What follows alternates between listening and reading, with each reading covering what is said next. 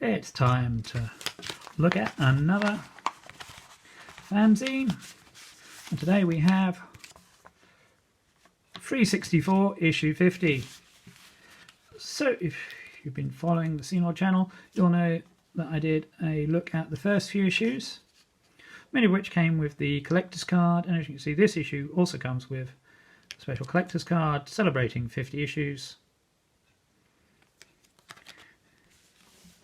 So FREEZE64 from Vinny Mainolfi is a mixture of reviews, articles, interviews, although he always maintains he doesn't do reviews, and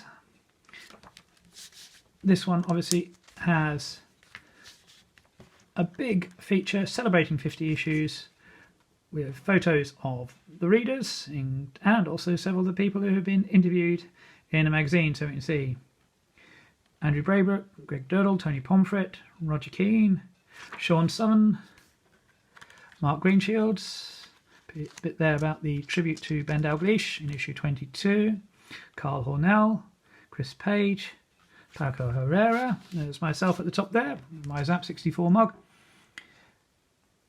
These are readers, Frank Irving Rundholtz, Simon Haddington, Paul Hughes, Tony Bryce, Mark Healy, Shane Muscle, Richard Harris, Jonathan Temples, Michael Headley, David McElroy, Brian Wheeler, so lots of comments and text there. Stuart Collier, Ken's from Cytronic, and John Rowlands, who will be joining the pages of FREEZE64. In the near future, Steve Collins, who did the Herobotics and the Tran Diary, and of course Vinny's friend and my friend Frank Gaskin, who contributes to the magazine. So we've got the Secret Squirrel feature, text inside Enforcer Full Metal Mega Blaster by Manfred Trends, and text inside the intro of Gauntlet 2, and how to find a secret room in James Pond 2 Robocard. Christmas themed game, so very appropriate. Regular feature in Freeze is part 1 of a look back, zap back to December 1987, issue 32, and some incredible games in that issue: Maniac Mansion, Buggy Boy, and the Shoot 'em Up construction kit. So those three all scored very highly. And now I'm really looking forward to this piece, The Making of Firefly, with Tony Pomfret, talking about how the game came about, some of the behind the scenes stuff. One thing I would love Vinny to ask about was the high score entry routine, which is a bit like Mikey's, where it transforms between letters, but I'm sure we can ask Tony about that. We don't do reviews. Vinny and Dan Tutil talking about Monstro Giganto from RGCD, the cartridge-based game with the huge Petsky monsters, which is good fun. And the speech is cool, and as you can see at the top of the page here, the lavish packaging from RGCD as you come to expect. The mouldy cupboard looking back to a very early game, one of the earliest in fact, from Probe Software, Vakis Perskeva. Very odd game. Some exclusive pokes and codes. Vinny obviously likes his cheats, likes finding the cheats. Solus 2, The Armour of Gods. And Frank Gaskin with his hidden treasures, looking back at stuff that was found inside Dick Tracy, and also a web link then for Commodore Formats article on why it was such a mess, and some sprites found inside the terrible conversion of Jailbreak. So the police car that dropped you off at the start of the game and the garbage truck, it should have been in there but weren't. And finally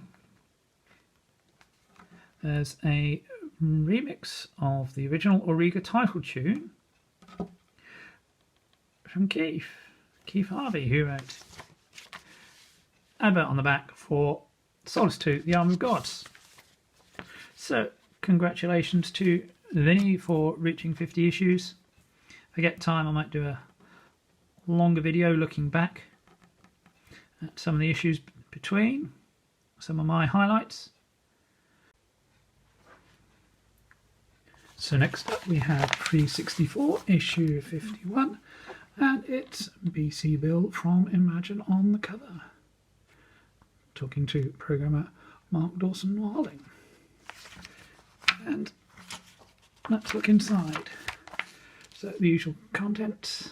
There's Mark Wilding, Unga Wunga from the Stone Age, BC Bill game profile, talking through how you play it, bitmap there, the sprites and some cheats, Dan Tootle playing for the very first time, and this is the start of a new feature, John Rowland's Apex Arcade, looking at the games that inspired features in games from John and his brother Steve. So we're talking about the weapon system in Retrograde, and I do really like the way you can buy and sell weapons and add them around the points. So Forgotten Our Worlds and Sidearms influence them, and obviously the shops from Forgotten Worlds, how that was implemented into the game. Zap back to December 1987 with Julian Rignall, issue 32. Zigzag from Tony Crowther and David Bishop, excellent game, isometric. Bangkok Nights, which was a little controversial. It got the Sizzler, but that was mainly due to the hype and the promotion of the game by System 3. And then the amazing Nebulous, truly deserving of its high scores, incredible graphical effect. Secret Scroll, revealing hidden secrets in C64 games. Solace 2, The Armour of Gods, hidden initials of the team. And a hidden message in Titan from Jean-Charles Mariignac, 1989. Interesting game, original by Alan Fernandez. And with this issue, the 5th gold card, collector's card, Commodore 64, to celebrate 40 years of the machine since its launch. The Developer's Den interview, Mark Wilding. Games worked on BC Bill, Hyperball, Mission AD, Robin of the Wood, Scary Monsters and Stairways. Classic Imagine logo there, characters from Mission AD at the bottom, covers, Mark back in the day, Mark's faves, so some interesting stuff there. Artist Stuart Fotheringham talking about designing Robin of the Wood from Odin Software, which got us out of Sizzle at the time. No, I'm not a big fan, but it's a good game. The Mouldy Cupboard, Vinny's regular look at odd games hidden away in storage.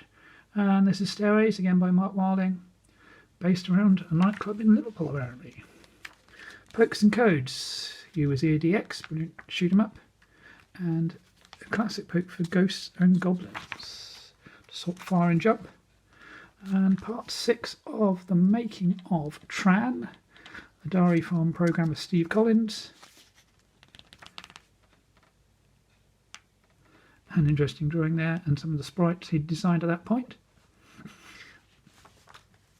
And an advert on the back for Insidious, the SID chip VST plugin for your digital audio workstation. Endorsed by and featuring sounds from Rob Hubbard, Martin Galway, Chris Hulsbeck, Jason Page, Mark Knight, Rapture, Mike Clark, Elman and Jammer. So that's issue 51. Its collector's card.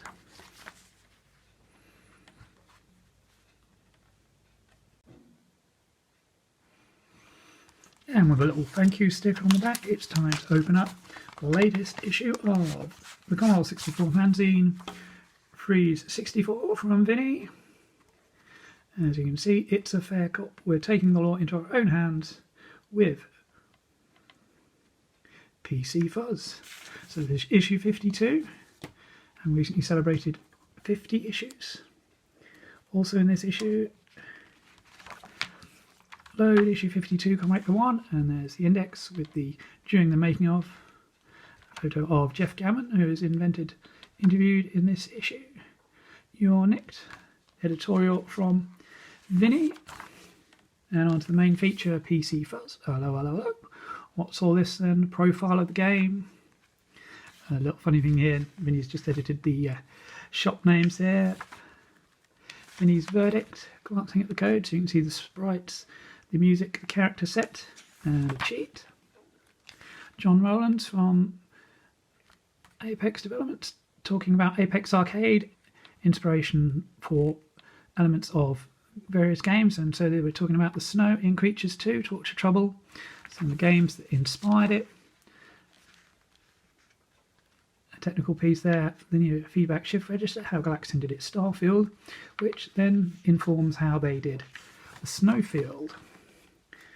Junior Ignal's Zapback, part 1 of looking back to issue 33 of Zap from January 1988, the bumper Christmas issue, with some great games in there. Octapolis, I do love the sprites in Octapolis, the overlaid sprites in the platform section.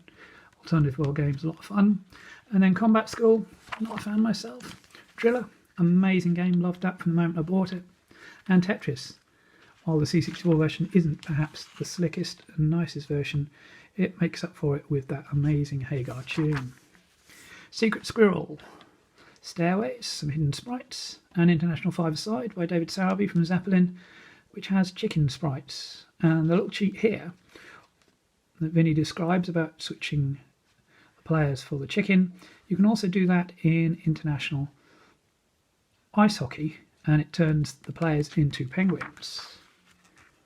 Jeff Gammon in Developer's Den. Jeff developed for Anirog, Argos Press, Grandstand Entertainment. Worked on Astral Attack, Frog Run 64, The Hunt for Red October, Kong 64, Mean City, PC Fuzz and Zodiac. See in here to talk about PC Fuzz, but he also talks about Kong 64, which is one of the early C64 games I played, which is a decent enough version of Kong. The main character has a very strange nose, but it was an early game I did enjoy. So there's some of his other titles there. Interesting piece there, talking about the early days of Anirog. Being the son of the co-founder, some of his faves, little box art that's always there.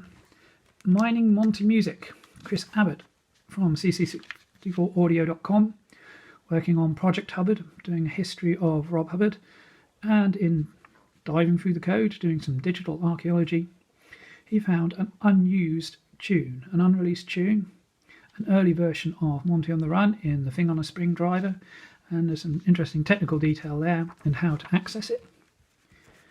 The Making of Willow Pattern 2021, C64 Mark Shepherd took the original game from Greg Duddle and improved it, so that's interesting too. Some interesting tweaks on there, how it was done. There's the graphics and exclusive pokes for Robot Jet Action, good little game.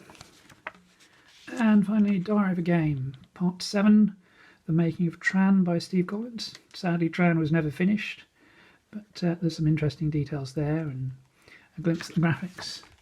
And on the back page, the little book of Sound Chips Volume 2. Been helping proofread these for Chris Abbott and Andrew Lagan. The PDF available now, and if you go to Fusion Retro Books, they're currently pre-funding the printing of the hardback. Volume 1 is already out. I've got a copy and it's really good. So that's another great issue of FREEZE64. Really continues to do really good work. Some interesting features here, and it's always a pleasure to see the new issue arrive. So I hope you will subscribe and support Vinny with that. And that's all for this video. Like, share, subscribe.